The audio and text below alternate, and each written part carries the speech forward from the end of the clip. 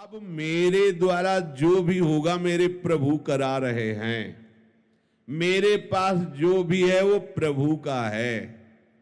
प्रभु के सिवा मेरा कोई नहीं है। मैं कुछ नहीं हूं। मैं क्या हूं? कुछ नहीं हूं, प्रभु का हूं। न ज्ञानी हूं, हाँ, न विद्वान हूं, न कर्मकांडी हूं। मैं प्रभु का, मैं अपनी प्रियाजू का हूं। मान्यता से सारी मान्यताएं काट दो, ज्यादा झंझट करने की जरूरत नहीं। साधन काल में साधक को कुछ अनुभव तो होता नहीं, तो होता है अगर मैं प्रभु का हूं, प्रभु के लिए सब, तो गंदी बातें क्यों हो रही, ये जलन क्यों हो रही, ये अशांति क्यों हो रही, घबराहट क्यों हो रही, भय क्यों हो रहा है? केवल कहने से हो जाएगा मैं प्रभु का हूं, ये सब प्रभु के द्वारा हो रहा है? कह तो रहा हूं, रोज कह रहा हूं, पर बहुत परेशान हूं। स्पष्ट वर्णन कह रहे हैं। अनुभव ना होने पर भी तुम्हारा संसार बंधन कट चुका है। जैसे एक बहुत बड़ा वृक्ष हो, पुराना, और आंधी से जड़ से उखड़ जाए, उखड़ गया है, बड़ी बड़ी जड़ें हैं, पर कुछ छोटी अभी ऐसे नीचे से, पूरा नहीं उखड़ पाया, गिर गया है, अब उसकी सत्ता नहीं रह रही, पर वो थोड़ा थोड़ा नीचे जमीन से आधा ऐसे ऊपर दिखाई दे रहा, नीचे की छोटी जड़ें ऐसे लगी हुई हैं, उससे वो हरा भरा महीनों दिखाई देगा, तो आपको लगेगा वृक्ष जिंदा। नहीं नहीं, जहां आप उठाओगे खत्म हो गया।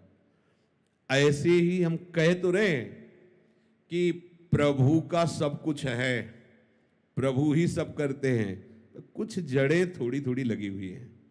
जैसे आप ये ग्रंथ किसी को दे दें, वो पढ़ रहा है, तो आपको देखते हैं, मैंने इसे दिया था, ये ग्रंथ मैंने दिया था, हम तुमको इसे जमीन में रखने को नहीं दिया, संभाल के केवल पढ़ो, दूसरे को नहीं दे सकते। मैंने दे दिया है, पर अधिकार मेरा है। यही बेवकूफी हमारे को क्लेश दे रही, अशांति दे रही है। प्रियाजू का, प्रियाजू का अधिकार नहीं, इसमें अधिकार मेरा है। समझ लीजिए आप अपने घर प्रियाजू का, संपत्ति प्रियाजू की, मैं प्रियाजू का, सब कुछ प्रियाजू का, पर अधिकार मेरा। अगर प्रियाजू ने ये वस्तु ऐसे इधर से इधर कर दी, तो आपके भजन का, आपके समर्पण का यही फल। मैं चाहता था ये यहां रखी जाए, यहीं रखी जाए, यहीं रखी जाए, तो आप क्या कर रहे हो? प्रियाजू को अपनी सेवा में ले रहे हो, या आप प्रियाजू की सेवा में जा रहे हो? अभी आप अपना ही तो अधिकार जमा रहे हो। देख लो, ऐसा ही समर्पण है, ऐसा ही समर्पण है। गुरुजी न कोई माता न पिता, आप जरा सी कोई बात, वो आप हमारी अनुकूलता के लिए आप थे, प्रतिकूलता के लिए आप नहीं थे। हमने आपको समर्पण इसलिए समर्पण किया, प्रतिकूलता कैसे दे दी? यही हमारी शिकायत प्रियाजू से। क्या समर्पण है? हमें रोग हो गया, हमें कष्ट हो रहा है, हमारा अपमान हो रहा है, हमारी निंदा हो रही है, ऐसा हो वैसा। अब तुम्हारा क्या बचा भाई? वो छोटी छोटी जो जड़ें हैं उनको भी उखाड़ दो। यद्यपि शरणागति से, इस भावना से, मेरा कुछ नहीं, मैं कुछ नहीं कर रहा, प्रियाजू सब करवा रहे, जैसे जो भी वास्तविक नहीं कर रहे आप। ना आप सत कर रहे हो, ना आप असत कर रहे हो, ना अच्छे कर्म कर रहे हो, ना बुरे कर्म कर रहे हो। समझना हमारी बात। आपने अच्छे बुरे कर्मों के आरोप को अपने में मान लिया है, उसी का आपको दंड मिल रहा है। और जिस दिन आप इस कर्ता भाव को श्री जी के चरणों में समर्पित कर देंगे, तो बुरे कर्म होंगे ही नहीं। इसकी पहचान है। जैसे लोग कहते प्रभु की सत्ता के बिना पत्ता नहीं हिलता, तो हमसे जो कुकर्म आचरण हो रहे हैं प्रभु ही करवा रहे हैं। हाँ, उन प्रभु को तुम जान नहीं पा रहे हो कौन करवा रहे हैं। उन प्रभु का हम परिचय बताते हैं, उनका नाम है अहंकार। जिन प्रभु को तुम आरोपित कर रहे हो कि वो कुकर्म आचरण करवा रहे हैं, हाँ ठीक है, उनके बिना सत्ता के पत्ता नहीं हिलता। तो ये जो सत्ता आपने स्वीकार कर रखी, वो श्री कृष्ण की नहीं, वो अहंकार की स्वीकार कर रखी है। मैं ये करता, मैं। आप हटा दो इसको। बुरे कर्म स्वाभाविक उससे नहीं होंगे, स्वाभाविक संकल्प नहीं हो, क्योंकि करता ही नहीं रहा तो होगा कैसे? अब भागवतिक अपने आप होंगे, बिना संकल्प के होंगे और ऐसे महान होंगे कि आपका मंगल, जगत का मंगल स्वाभाविक होगा। जैसे वृक्ष कुछ नहीं करता, लेकिन उसके द्वारा जगत मंगल स्वाभाविक होता रहता है। आने वाले को छाया, फल, फूल, पत्ते, लकड़ी जो चाहे ले ले, उसके द्वारा किसी का अहित नहीं होता। नदियां किसी का अहित नहीं कर रही। ऐसे संत का जो भगवत चरणारविंद में आसक्त है, वो करता नहीं किसी का मंगल, उसे स्वाभाविक मंगल होता है। पुष्प की खुशबू स्वाभाविक प्रकृति में सुगंध फैला देती है, उसको प्रचार प्रसार नहीं करना होता। ये अहंकार, ये करना है, ये नहीं करना है, ये दोनों क्रियाएं ही हैं।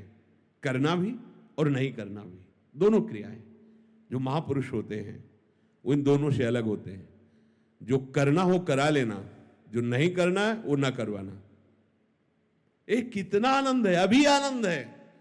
और इसका फल होगा कि आपकी जितनी सामग्री जमा है दुख भुगाने वाली या लोक लोकांतर भटकाने वाली, इस सूत्र से सब भस्म हो जाएगी।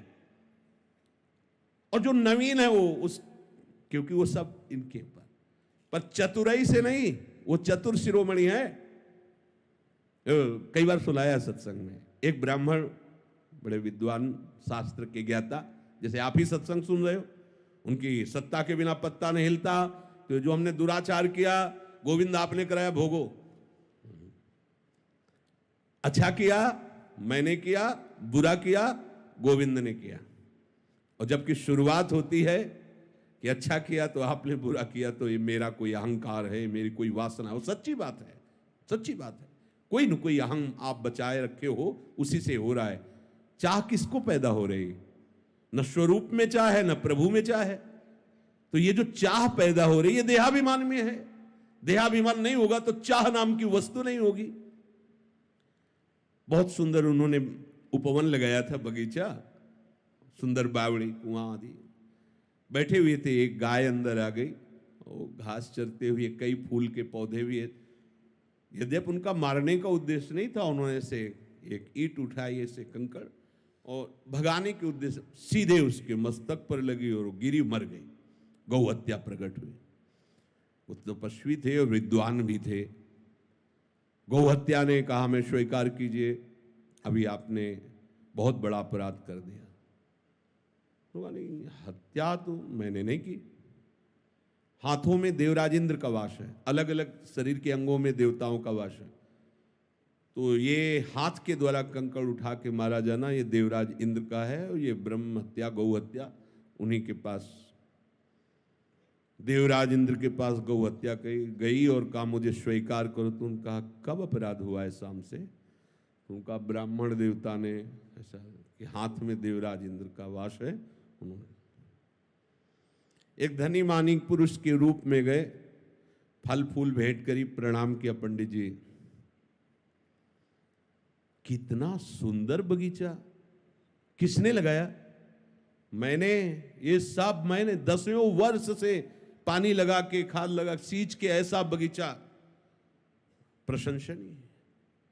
कुआं भी बहुत सुंदर निर्माण किया है। किसने? मैंने। ये गौ हत्या किसने की? गौ हत्या से कहा चढ़ो इसको, बहुत विद्वान। हमारी दशा कुछ पंडित जी वाली है। नहीं, बुरा आचरण हुआ भगवान ही कराते हैं, सही आचरण हुआ पोस्टर में लिखवा दिया। नहीं चलेगा, नहीं चतुरई, चतुर शिरोमणि से नहीं चलने वाली। साधन काल में प्रकृतिजन्य गुणों से सर्वथा अतीत हूं, ऐसा अनुभव ना होने पर भी जब साधक ये मान लेता है कि मैं प्रभु का हूं, अब मेरा सारा भार प्रभु के ऊपर है, प्रभु मुझे जैसे चलाना चाहे वैसे चलावे। यद्यपि अभी समर्पण नहीं हुआ, ये समर्पण की भावना बन रही, तो हमारे अंदर जो संकल्प विकल्प है वो बंद नहीं होंगे। ध्यान रखना, हमारे अंदर चाह का जो क्रम है वो बंद नहीं होगा। हमारे अंदर जो संसारिकता वो बंद नहीं हो जाएगी। अच्छे से समझना। पर सही बात आगे लिखा है, सही बात यह है कि ये मान्यता तुम्हें मुक्त करके ही छोड़ेगी। देखो, डरना नहीं है।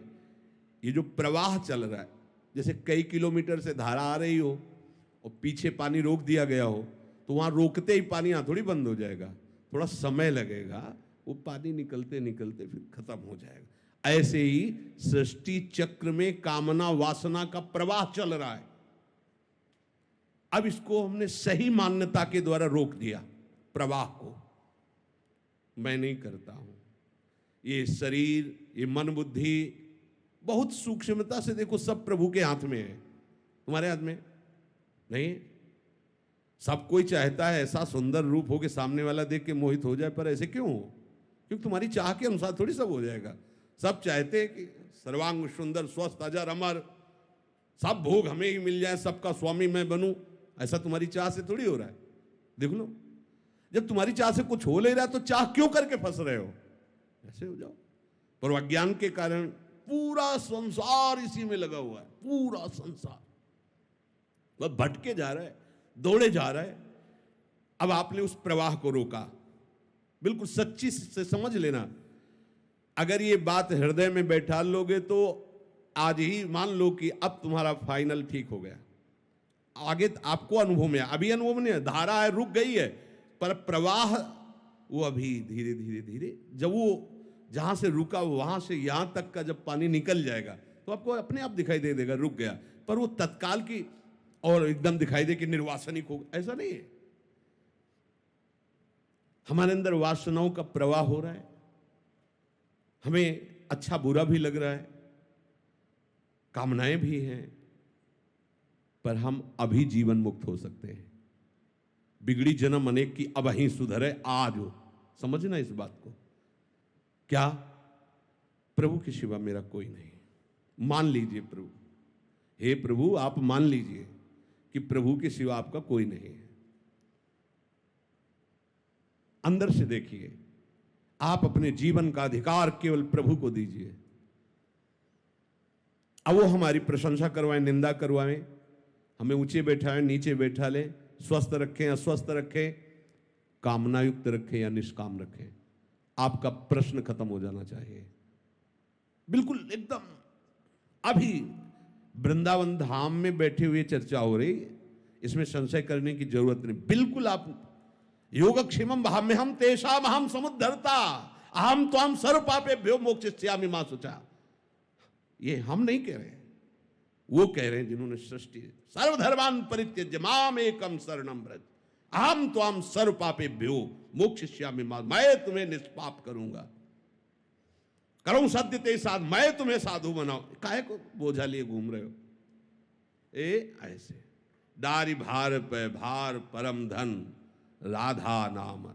निश्चय करो, मेरे शरीर का, मेरे अंतःकरण का, मेरे स्वभाव का अधिकार केवल प्रियाजू को है। बस ये तीनों शरीर, तीनों शरीर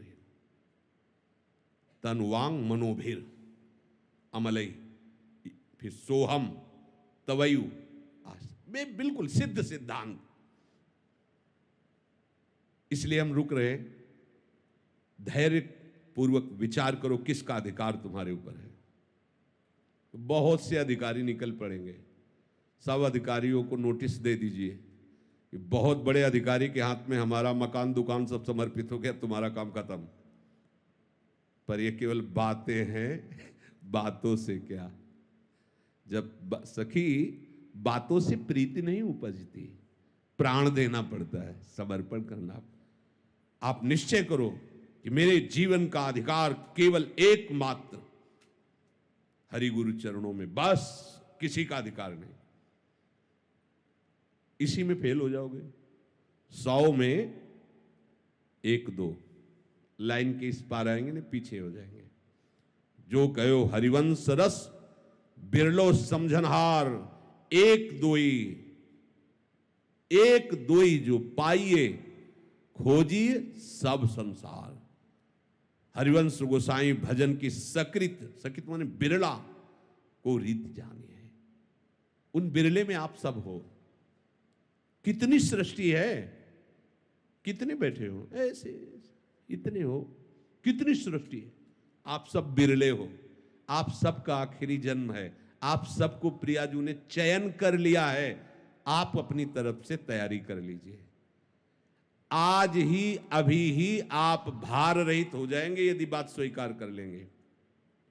मेरे जीवन का संपूर्ण अधिकार मेरी प्रियाजू को है। प्रियाजू की इच्छा के बिना अब मेरी कोई इच्छा नहीं। अब मारो या तारो कहें हम क्या। जब दिल ही दे दिया तो दिल की बात दिलवर जाने, अब दूसरे से कहने की क्या जरूरत है। दूसरे का अधिकार ही नहीं है, प्रियाजू का अधिकार। आप बैठा लिए इस बात को हृदय में, है ऐसा?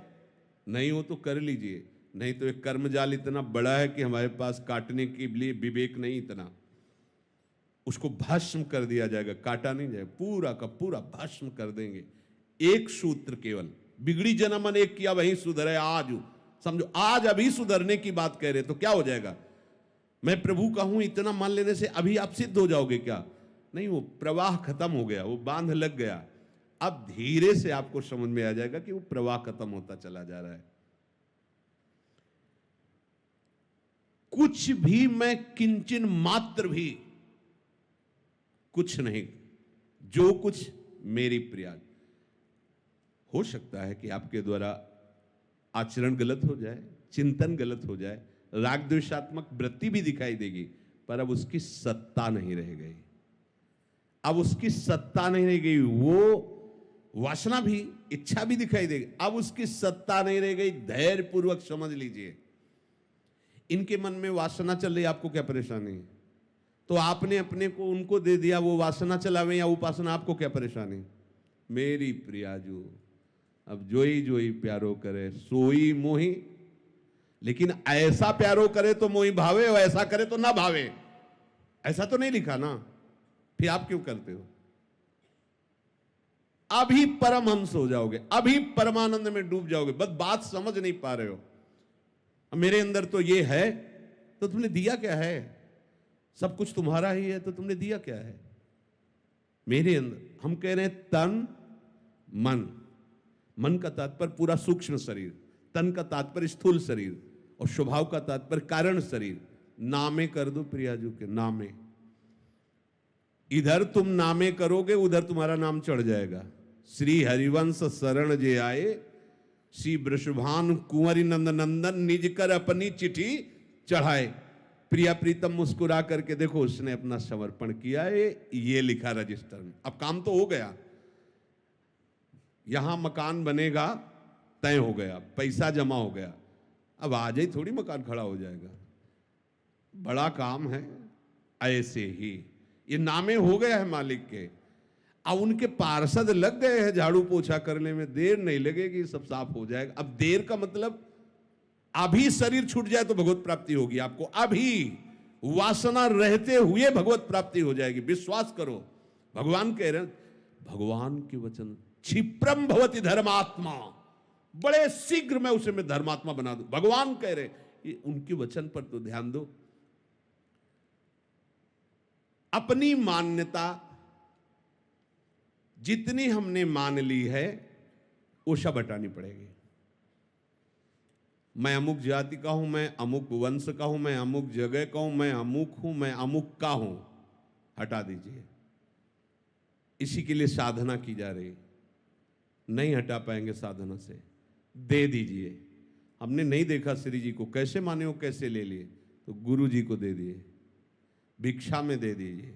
अपनी इच्छा गुरु जी की भिक्षा में दे दीजिए। लो, बिगड़ी जन्म अनेक किया वही सुधरे आज, अब वही।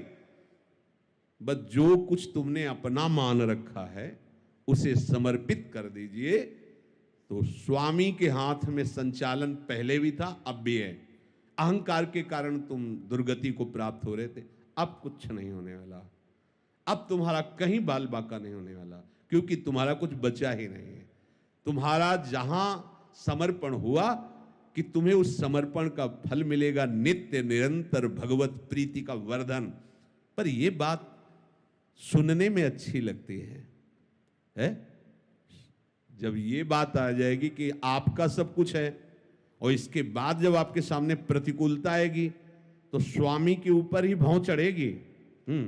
उससे तो प्रेम से बात करते हैं, हमारी तरफ तो देखते भी नहीं है। हमने इनके लिए जीवन समर्पित कर दिया, भाई जी ने एक उसमें लिखा था कि आप भरी सभा में नए आगंतुक को गले लगाएं और मुझे बार बार तिरस्कार करें और प्रताड़ना दें तो भी मैं आपकी तरफ ही देखूंगी, मैं किसी और की तरफ आप देखिए किसी और की तरफ, मेरा शासन आप पर नहीं है, पर ये मेरी आंखें आप किसी और किसी को नहीं देख सकती।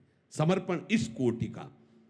अगर हमारा समर्पण है तो फिर हमारे अंदर क्यों म्यों प्रश्न उत्तर नाना प्रकार का ये प्रपंच सीधे भगवत प्राप्ति का मार्ग है। तनुवांग मनोभीर अमलई सोहम तवई वासिता।